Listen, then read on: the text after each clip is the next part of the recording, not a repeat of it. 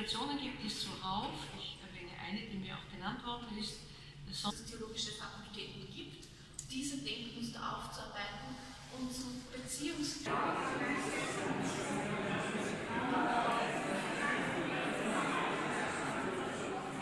Tanle konferentsiya Europa tün busobnach Khuzago ay indoch khatar shqsa'du melkichu Europa buzubchnaz integratsiya. Isht busobnach melbukich Europa integratsiya. Hubandor tsakhul busobnech Europa shbash halqits integratsiya. Sanyo a kompromis loxtutqo qu konferentsiya. Dinwa weglar die boch shash deach chmachkanizmsh. Asun we busob khilariter wen ugarel golader khiyet qumachkanizmshlar dash dik integratsiya. We hoqom yuqawosh na wastekhildiz. Hoqarnoy tsadiz hosh we kerst bagert bosh qamiyst tsadiz we. We mülch pachalqe ashtala bugarnizmshlar der tiadoen. Ushlar din saash we qom kultura busob din alshta diz we. Sunqu Europa sadinan yeso busob khilar noqarlo inyats. Sun integratsiya tsakhilla noqarlo quza. Nützqal busob dino tsamogwa shumlielder tedulsh nizm sakha adel sun quza. Sunder sorezu qupa chalqan. Gekommen bin und gerne hin möchte. Sehr aktuelles Thema, sehr heißes Thema zu diskutieren, das eben bestimmt.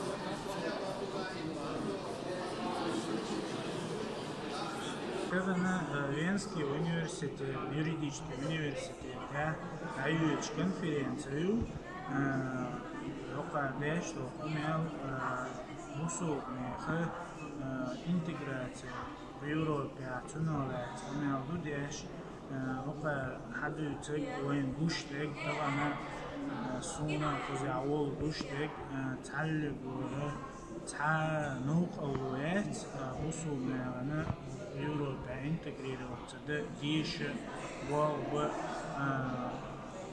Europa кастинг узвения эхченце чуомехтце мусу гумант шейнах ушсан бусурнат элоч та годеш те хашч коч деш мусу элур айдале эда бобеш воин буш тутан та ху дича доштек مثلا گوشتو توزیع یه دیشلته یه بغرته تانی او نو اوهت بوسو نمایت قستن نوح چشنایت نه برود ولیتی مثلا بغل بوش نوح چی قستن نوح چی گرشش ولیتی بغل خوک شش بوش سمیح مثلا печатать деш такой иш сурту кузя Венский юридический университет тогана игун дөч хавубе профессор ши доктор ши докчо илм юридический илм дөш нахро бу хавушту суртаце تاني غورة يرسل بوسو غورواتر يقيج قوم غورواتر تانو غويوش لبوي تجنا لبوي أدمنا شي حشت قوش ده ديش غوالو متكو